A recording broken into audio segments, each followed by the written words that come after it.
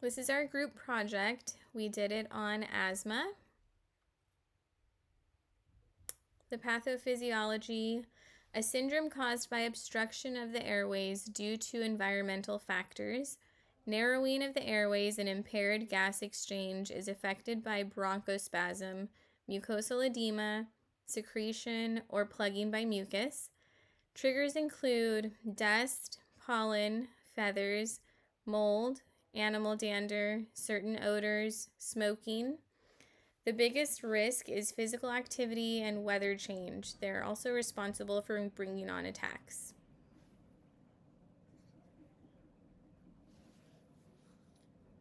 Signs and symptoms a patient with asthma would have include wheezing, a cough that may be persistent at night or early in the morning, chest tightness, especially during exercise or cold weather, increased mucus production, runny, stuffy nose, and increased sputum production.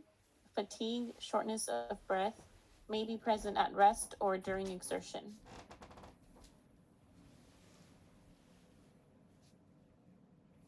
Labs and diagnostic studies, a history and physical exam, and response to bronchodilator therapy are the first diagnostic tools.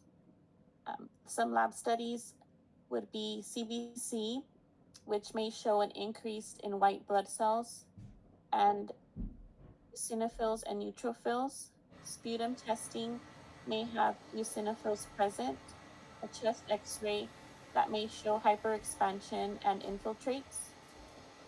Allergy skin tests help identify allergens that may trigger asthma. Spirometry helps assist with diagnosis of asthma and determines how well it is managed. And bronchoprovocation testing includes exposure to methacholine, cold air, or histamine. Other testings include pulmonary function tests and exercise testing.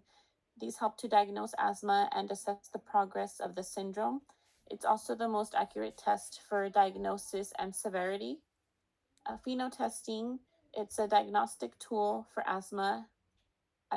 Includes exhaling nitrous oxide that is present in up to 80% of children and 50% of adults with asthma. This test evidences airway inflammation that may respond to inhaled steroids. Medication and patient teachings. Short acting beta 2 agonists, such as albuterol, which is a bronchodilator. You will hold your breath for 5 to 10 seconds or use a spacer. Afterwards, rinse your mouth after administering.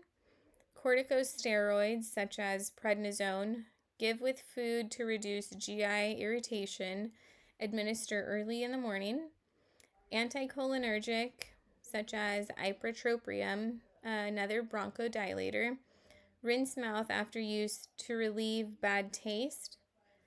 Long acting beta 2 agonists, salmeterol, bronchodilator. Take 30 to 60 minutes before exercising. Inhaled steroids, beclomethasone, anti inflammatory. Use with a spacer. Clear the inhaler between uses and rinse your mouth after dose.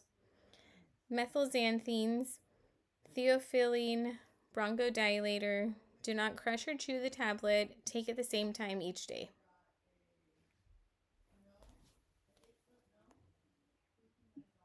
So you want to teach your patient that the peak flow meter can be used at home to monitor changes in lung function between clinic visits.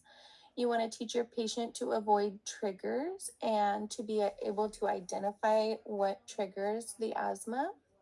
You want to teach your patient how to use the medication and inhaler. And you also want to teach your patient to um, keep a daily monitoring, so monitor symptoms and keep an asthma diary to share during appointments.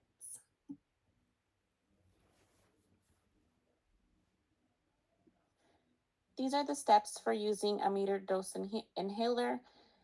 The first step includes inserting the metered dose inhaler canister into the holder. Shake it vigorously. Instruct the child to exhale a normal breath. and close his or her mouth around the mouthpiece.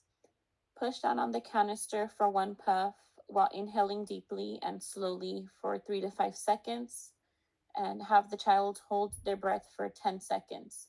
Remove the meter dose inhaler from the mouth and instruct the child to exhale slowly from the nose.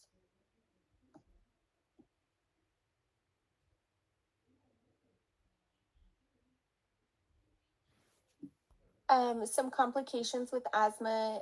Asthma can cause respiratory issues like severe asthma attacks, respiratory failure, and respiratory arrest. It can cause permanent decline in lung function. Asthma can cause sleep disorders like an obstructive sleep apnea, which causes long gaps in breathing during sleep. Asthma can cause infections like pneumonia and other lung infections. Asthma can cause fatigue and make you feel tired all the time. Asthma can also cause weight gain due to lack of physical activity.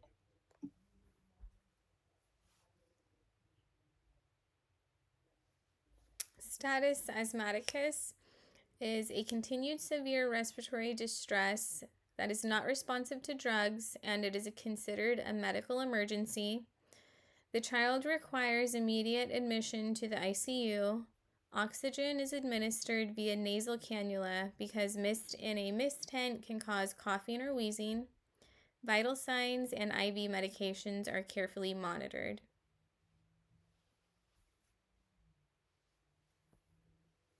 Prevention. Identify and avoid asthma triggers such as air pollution, allergies, cold air, smoke, and fragrances. Stay away from allergens. Avoid smoke of any type. Prevent colds. Avoid close contact with people who have a cold or the flu. Allergy proof your home.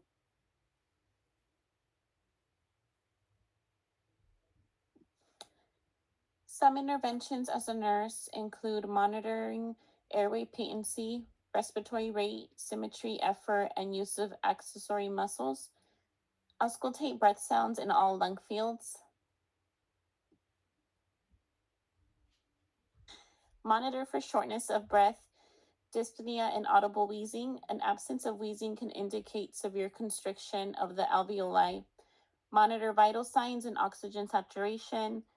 Monitor labs like CBC, chest x-ray, and EBGs. Administer oxygen therapy and medications as ordered. Position child in position to maximize ventilation, and keep endotracheal intubation equipment nearby in case of an emergency.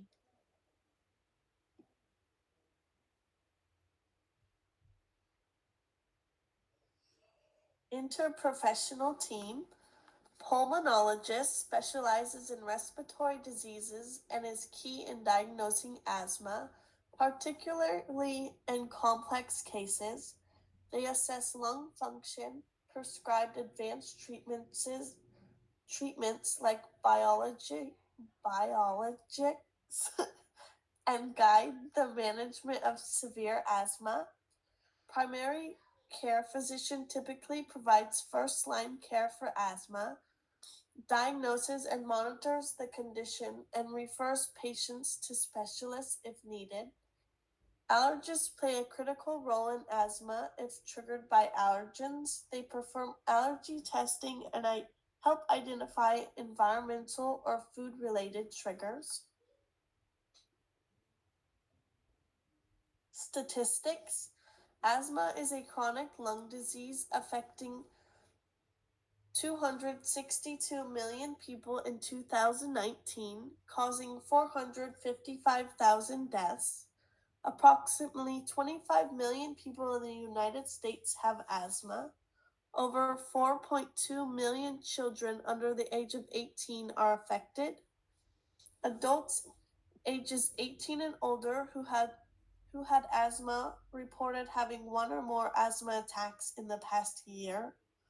Asthma attacks, ED visits, hospitalizations, and deaths declined since 2010 among all ages, but current asthma prevalences declined only among children.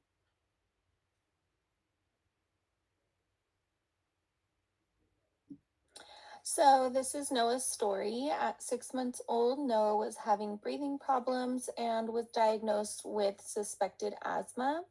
With no knowledge of triggers for Noah's asthma, there was no education on the best way to administer his medications and no real understanding of asthma. The family found themselves in their local hospital every 2 to 3 months over the next 7 years. At 7 years old, Noah had an asthma attack more intense than any he'd ever had before. Both lungs collapsed, sending him to the ICU. With a doctor's help, they learned Noah's triggers and how to properly administer his medication. And now, at 14 years old, Noah has an asthma flare up once every year as opposed to 4 to 6 times a year. So, this just goes to show that with proper medication and using the medication properly, asthma can be controlled and the children can grow and live as normal of a life as possible. And this will conclude our presentation on asthma. Thank you.